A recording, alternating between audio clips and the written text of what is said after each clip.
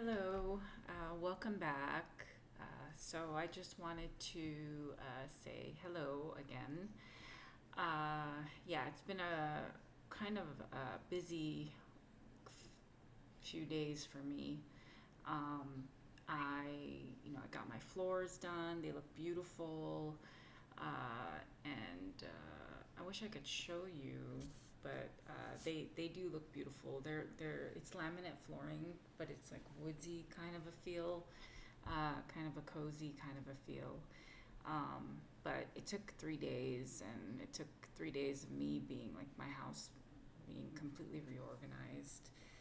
So I'm glad it's over because that was something that I've been mulling about for a while, because the floors I had were from the old owner, and he didn't really do a good job of keeping up with the house.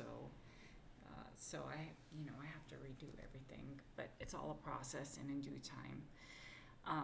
But they do look beautiful. And I also had some other, home upgrades that I did while, you know, I was kind of away from my computer.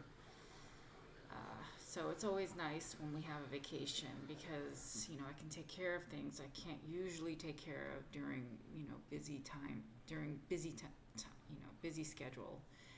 But I'm excited about that. So my book is making its way through the publishing process, and I'm excited about that. But it's still not out of the woods yet. So I never say I'm out of the woods, or things are exactly where they should be until it's official. But I am glad it's making progress according to my editor. So that's a good sign. I'm going to take a long break from writing my next book after this because I'd like to promote this as much as possible through YouTube and through social media and so forth. And I am going to, make some changes to my YouTube to get more clout and to get more subscribers. I'm going to get, my colleague and I are going to discuss ways to sort of improve it. But I always say that YouTube is just sort of a fun thing for me. It's just fun. It's just a way for me to kind of go over things that I want to, share with you, ideas. So today is really not really about anything academic or educational. I mean, it is kind of, but not really book related or data based. But there are some good things coming my way, and I'm excited about that. My book being published, and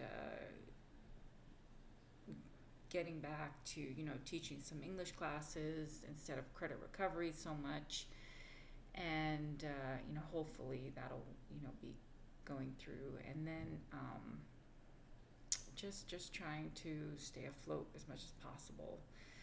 Halloween's coming up. Halloween's my favorite holiday. I always decorate, and I always have fun with it in my outside of my house. So every year I try to buy something new to decorate my home with, just to give some, some spirit, some Halloween spirit. And I always have a fun time with that.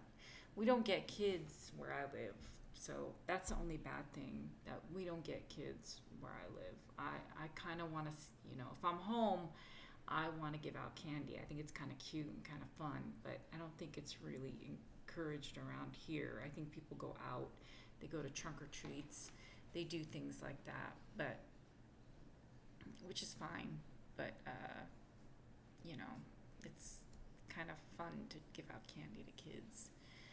But other than that, I just wanted to say I am back, and I'll probably give you guys an update on my book, by next week, when things sort of, progress.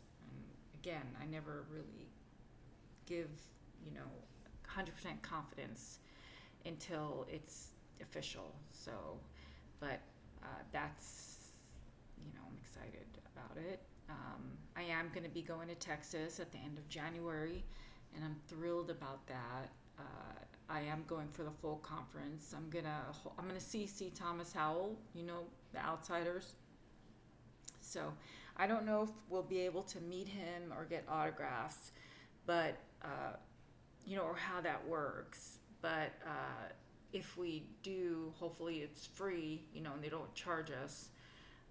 But I've seen a lot of celebrities at these conferences, and it's always fun and exciting. But I've only met or got book signatures from a few famous authors, but it doesn't happen all the time. So we'll see. At least I'll be able to see him at a luncheon. So see Thomas Howell, The Outsiders. He's one of my favorite actors. I've always liked him as an actor. I like movies, and I like following celebrities sometimes, gossip, just taking a break from academic stuff.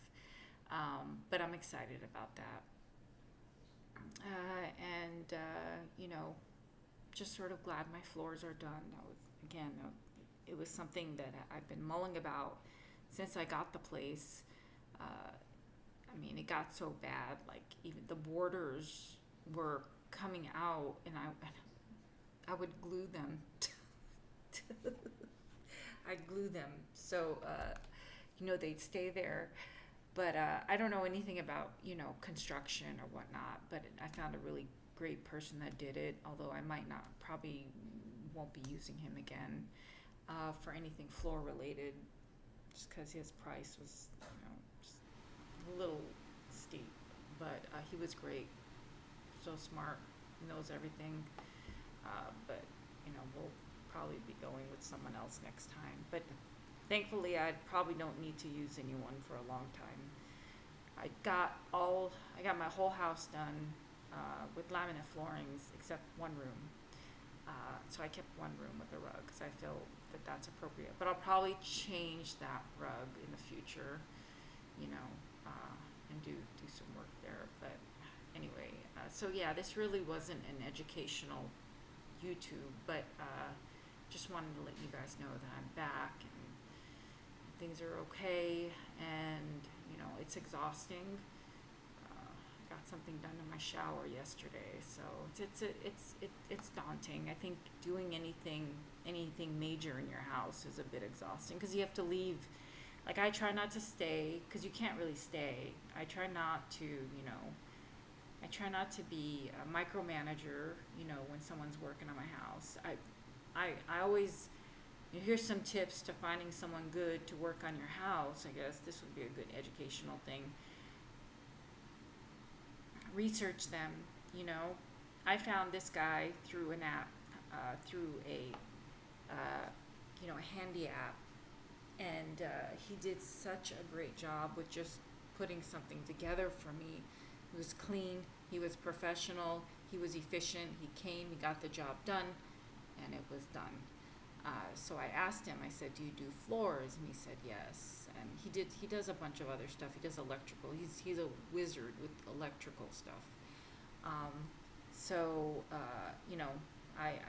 used him, and he was great. So everything went well, and I'm very pleased with the work that he did. And so, research them. Like, I studied him. He was very nice. He was very clean. He was very professional, and he did a great job. And so I also got my shower faucet changed. And again, do your research. Make sure it's a good plumber. Make sure they're certified by whatever the construction board of your state. But they were really, he was really great. He came, he fixed it. I have no more droopy faucet. I have no more headache to deal with. But working on my house is always a work in progress. There's always something. I have to repaint my house. This time I'm gonna go with a different person, obviously. When I first moved in 6 years ago, when you first move in, you really don't know the area. You really don't know the community. Now I'm 6-7 years in. I kind of know where to look. But it's, it's still a work in progress. I love my home. I think, the home is a very important thing. You know, I'm always homesick when I'm gone. I'm just so comfortable here. Thinking back, just thinking about our own students, and our classroom setup, and how to create sort of a productive, comfortable environment. Now, I'm very strict. I mean, my students have to follow rules. They have to follow policies. They have to follow, if you do this, you get this. If you're good, you get a reward. If you're this, that, and the other thing, there's consequences to bad behavior and there's consequences for good behavior. And I think that they know that I'm fair, I mean, I treat everyone the same. And, you know, I, I believe that everyone deserves an education. I believe that everyone deserves a quality education. Um, it doesn't matter who they are. That's what I believe. But if you misbehave, there's consequences. Um, but, you know, I think going back to the home, having your home is where sort of you do everything, right? It's your office, you're comfortable here. So how do we kind of create that in our classroom, you know? How do we do that in our classroom? How do we make it like home for our students? I mean, obviously they still have to follow rules, but how do you make it so it's kind of welcoming? So what I did a few weeks ago was I posted their work on the walls. I also put some motivational signs up. And what I also did was, I have some anonymous artists. I call them anonymous artists because, I put paper all over the desks so students they have access to it if they need it. And some of our students like to waste paper sometimes, but sometimes they like to doodle, and I let them doodle as a break. But then they'll leave their art. They'll leave it. And I'm like, oh, they left it. And it's really nice art. I mean, some of our students are really like brilliant artists. They didn't have a name on it, so I found like art laying around on the desks, and I'm like, I'm not gonna throw this away. I'm gonna put it up. So I did. I would take the little art, as long as it was appropriate, obviously. I mean, we do have a lot of creative students. But if the art was really creative and cute and made my classroom look beautiful, I'd put it up. So what happened one day was one of my students saw his art, and I said, "Oh, I didn't know that was you." He said that's his. I said, "Oh, I didn't know that was you." And I said, "That's brilliant. That's beautiful." And I just really complimented him. And I think that's another way of sort of building rapport with your students. You're appreciating their work that has nothing to do with academics, has to do with their creative side, right? So I did that, and I did it with a couple of them, and I thought it was kind of nice to sort of have fun with that. And he was fine. He was fine with it. And so I did that. But my classroom is full of student work. At least their successes, and you try to post as much as you can to show that you value their work, you value their effort, you value what they try to do in the classroom. And that's, I think that's something that we need to do more, like in our homes. If you're a parent, you want to post their work, you want to post their art, you want to post their creativity, or whatever it is that they're sort of, showing that side of. If they're music geniuses,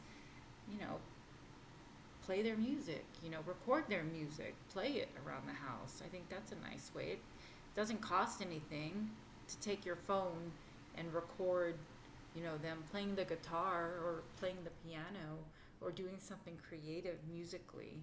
I mean, it doesn't really cost anything, right? Even if it's on your phone, you could play it.